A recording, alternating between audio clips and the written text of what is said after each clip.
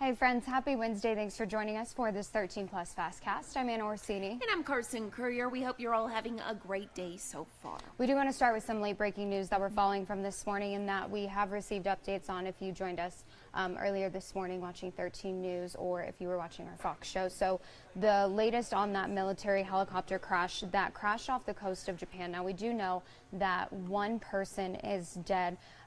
Crews initially found the debris and an individual there at the scene of the crash this morning. They brought that person to a hospital where they were declared dead. Now, the aircraft was carrying 6 people at the time of the crash. Right now, the search continues for the 5 other individuals who were on board. Again, this was a U.S. military aircraft, so we'll be sure to keep you updated as we learn more about this throughout the day.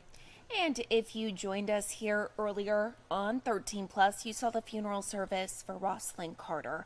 Former President Jimmy Carter was able to attend the private funeral services for his wife this morning. It was held in her hometown of Plains, Georgia. The service included tributes from her sons, along with scripture readings by 3 of her great-grandchildren. Mrs. Carter died on November 19th at the age of 96. And joining us now is meteorologist Corey Kowitz because we have a lot going on weather-wise. Yeah, you got your finally. jacket on. You're all prepared for Exactly. that weather to move in. I was thinking about taking it off, but I was like, that's an example. It's the fact that it's a little chilly out Yeah. there, right? We don't love the cold, but what we do like is the chance of rain, right? And we do have that in the forecast.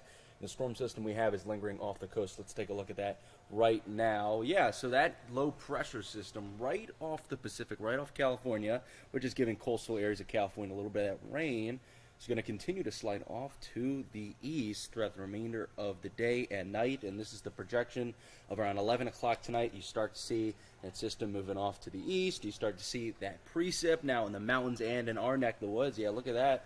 That blue, that snow right there that you're looking at. And then it's going to continue to push throughout the remainder of the night in through the early morning hours tomorrow.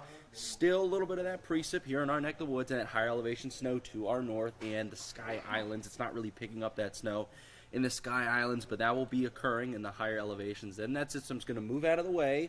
A little bit of that lingering precip again to our north through later tomorrow, and then another round right on its heels of possible rain and another storm system moving in Thursday night. So that's tomorrow night into Friday morning and through the midday Friday, and then that's going to move out of the way Friday night through Saturday morning. Overall, this is the rainfall we could see. So that's that. This is the first round of rain.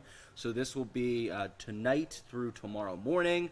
Again, more towards the east, more towards the north and east, you'll see those higher rainfall amounts. Some spots seeing, a tenth, maybe 2/10 of an inch, possibly. Again, yeah, that model can be a little finicky, right, with some spots that you may be looking at not so much rain. But again, the rainfall could be moving, a little bit east, a little bit west. You never know. This is just a general idea of what you could see in terms of where the rainfall will be and how much rainfall will be in that location. So then now we add on to this another bout of rain that we could see Thursday night into Friday, and overall, right, maybe a quarter of an inch, maybe some spots getting close to a half an inch, closer to the north. But yeah, here's something we'd like to talk about, right? Snow. You saw that in the projection. So here are the snowfall amounts we could see to our north, maybe up to 6 inches in Flagstaff for you snow lovers that like to go to Snowball, and up to a foot possibly in the White Mountains just to the north of Safford. They could get a nice thumping of snow. But how about more of our neck of the woods? The Sky Islands, you could see, right, those little blue, that means they could get some snow. So that is indicating about maybe 1 to 3. But then I looked in to a discussion with the National Weather Service, and they're saying peaks, some of the higher peaks in those mountains could see up to 6 inches. Wow. So, yeah, I mean, a town like Summerhaven could certainly get a few, maybe several inches of snow over this time period. But, right, talked about how chilly it is, right? Still a little chilly out there. That's why I'm wearing my coat right now, 60 degrees. Some spots still in the 50s. And, yeah, just a very November-like day. We'll see those temperatures warm up to, like we saw yesterday, to the low 70s, sitting around the low 70s around the afternoon hours with that building cloud cover as that storm system looks to come over. By around 5 o'clock, should be back into that 60-degree territory. But overall, here we go. Here are your high temperatures over the next 7 days. Once that storm system comes past us, we will really cool down. Yeah, really cool. Low 60s as the highs by the time Friday rolls around. And then you could see a little warm-up. Actually, a pretty significant warm-up by the time next week rolls around. Look at that, 77. those are some nice temperatures. So we have that storm system in cooler weather. Then we'll dry out by next week and see that little bit of warm up with highs possibly getting to the high 70s. All right, well, we'll take it. I'm a big fan of these low 60s for a little bit. I do. I know. I want to go on a hike. I want to wear a sweatshirt. Yeah, it just feels like fall. Exactly. Yeah. It feels like fall as we head towards December. So Yeah, exactly. Yeah. That's Southern Arizona for you. hey, I'll There you take go. it. I will take it. Thank you, you, Corey. Corey. Yeah, thank you. Well, continuing coverage of another thing that we've been keeping an eye on, especially here at home, the influx of migrants that we've seen at the southern border getting so bad that some agents have actually been moved from their normal duties to help handle that. Border leaders say it's an evolving situation and every day brings new challenges. The video right here on your screen shows a very large group of migrants waiting at the Lukeville border crossing, willingly waiting to turn themselves into CBP. Now, these lines have become the new normal, with many migrants just camping out and waiting to be apprehended. Recently, a hole was cut in the border fence there, letting in thousands of people. Our resources, they're not infinite. And you know, when we get asked to do something more, maybe outside of our scope, it means taking people off the line and to go support that. Now, U.S. Customs and Border Protection say smugglers are giving out fake information, encouraging migrants to show up at our southern border. Right now, border leaders are planning with Washington, hopefully, to effect some change here at home. And happening now, phase 2 of the Tortolita Preserve Improvement Project is underway in Marina. And this is the first time that major changes like this have happened in over 20 years. So definitely well worth the wait. A lot of people looking forward to see those changes there. Our very own Jack Cooper was there this morning. He has more on the changes that have already been happening. I'm actually standing at the entrance to the brand new parking lot out here. It fits about 20 cars, and what they did out here is actually pretty cool. You can see here behind me, instead of just leveling everything off, they were able to take some time and they were able to move some of those trees and plants and other wildlife. So rather than just leveling and killing everything out here, they were able to create enough space while also keeping things like the saguaros and other wildlife still alive. Now, a 3-mile wildlife-friendly fence is being put in around the entire preserve. You see what that looks like on your screen right now. The top and bottom of the fence don't have barbed wire, so wild animals are still able to come and go freely. The point of the fence is to keep cattle out, while also showing those off-road vehicles where to stay away from. All of this is part of the town's capital improvement project, and it will cost anywhere between $200,000 to $300,000. I'd love for people to come out and enjoy the Tortolita Preserve. It's a really beautiful slice of the Sonoran Desert, and it's pretty quiet right now. It's kind of an untapped gem in the community. So we're hoping that with these amenities, we'll be able to make this place more accessible for more users. Now, this project is going to last until at least the end of the year, but at the beginning of next year, 2024, there's a couple of exciting things that are going to be happening out here. Leaders tell me they're hoping to have some races out here, whether they're running races or if they're going to be biking races as well, still in the early stages of what they're actually going to do out here. But then also they're hoping to expand some of the trails. They're still in the talking stages of that as well. As soon as we get any information, we'll make sure to pass it along to you as well.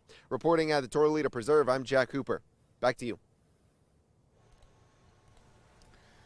Okay, and let's go ahead now and talk about some of those stories that are trending today, because if you didn't know, it is National Package Protection Day. Yeah. And this is something that we talk about all the time during the holidays, obviously making sure that people aren't stealing your packages. But this video is like I'm cringing. a literal nightmare. So it's a video from Kansas. A homeowner there took the video from her doorbell camera, and she says that it shows the delivery driver dropping off the package. They take a photo of it, so they set it down, take a photo to prove that it was delivered, and then they pick it right back up and walk away with it. She was actually out of town at the time, so when she got back, she checked her Amazon like orders, wherever you place your orders, and it said that it was delivered. She checked the doorbell camera then, and this is what she watched saw. that. Yeah, and so she He said, looks directly at the camera. I know, I don't know, because I feel like everyone has doorbell cameras nowadays, so I don't know how he didn't think that he would get caught, but Amazon has actually said that it is a person who works for Amazon Flex, so it's a independent contractor who they bring in to make deliveries during the busy season like the holidays. But it's just one more thing that you have to worry about, because on top of worrying about people who just kind of go through through neighborhoods and take packages. Now we're seeing people who are trusted with delivering them also taking It's them. terrifying. You know, last year I did a story on a woman here locally who her wedding dress was delivered and a group of kids stole it off her front porch. I just don't understand. I guess So sad. It'll never make sense. But No. yeah, I guess be on the lookout for that. Install a doorbell camera if you can. Something else that's trending today. I can't get over this. I love this story so switching much. gears now. Yeah. Yeah. On a lighter note. So this is Eli. The horse is Eli. The human is Andrew. Andrew is a veteran from Michigan, and Eli is actually his registered service miniature horse. I'm shocked he fit in the back of that. Well, you SUV. for sure need need an SUV if you're going to have your miniature horse as your support animal. But Andrew says that he actually suffered from a traumatic brain injury when he was overseas and PTSD, so he's a vet. But he says that Eli has helped significantly with that. There was a revised regulation to the American with Disabilities Act, which allows the same protections for miniature horses as canines, but it doesn't apply everywhere. So he said, for example, the VA, you can only bring dogs in there. Yeah. You can't bring Horses. that minute, which is comparable Which, to I a mean- Great Dane. If you look at the size of it, it's little. Kind of. Yeah. Maybe. I mean, the way I would look at it, though, is I don't know why they wouldn't allow horses. Maybe it's just one of those situations where nobody had done it before, so it wasn't in the rules there. Right, and that's kind of what he said. He's hoping to enact change when it comes to that. But I know that, and there was actually a place up in Oregon when we both used to work out there that had horses that would work with kids who They have a place here, too. had autism, stuff like that, because they're very in tune with people's Yeah. emotions. So that makes sense to me, having an emotional support or service pet that's a miniature horse. You're so but- sweet. I'm sitting over here thinking of like all the crazy things. Like I'm like, I wonder where does he sleep? Does he sleep in the bed with him? Does he have a little stall? He probably sleeps on the floor, I would imagine. Maybe he has his own little mattress. they like a cuddle? twin size. Probably, I would imagine he's really Does he close with do him. tricks? He's very well behaved. Look at him. I He's know. posing for the picture. So Better, more well behaved than my little puppy. Yeah, well, I mean, probably better. I love everything about better this. than a I'm dog. just It's- joking, it's but a- I think it's kind of funny. It's a very sweet story. I mean, it's when you see it, like if I saw that in the store, I'd be like, and I would want to touch it, which you're not supposed to do. I know. but Look at that man. Everyone's looking like, is that what a horse? is going on? I love know, it. But it's very Too sweet, funny. very sweet. So let's go ahead and take a look outside right now and look at those skies. It just looks like fall outside. It looks cold. It does doesn't look cold. It looks a little bit chilly. Maybe yeah. it's just because we know it's cold. Well, because we've been outside and we have to go outside early in the morning, so we know it's cold. So temperatures, though, looking good, 73 today, and then dropping down into the 60s for the next 4 days, which I know Carson loves. I do. You know, I feel like the longer I've lived here, I used to be like sun. I want it Yeah. to be hot, but then you get so over the heat in the summer that you just look forward to these nice temps. I can't wait to just be outside and not be sweating. Yeah, Yeah. I do agree with that. Be able to breathe and enjoy the outdoors. Yes. So, well, you definitely have a lot of that coming up this week. Exactly. Thanks for joining this 13 Plus FastCast. We'll see you guys back here at 2:30. Thanks for watching. Have a great day.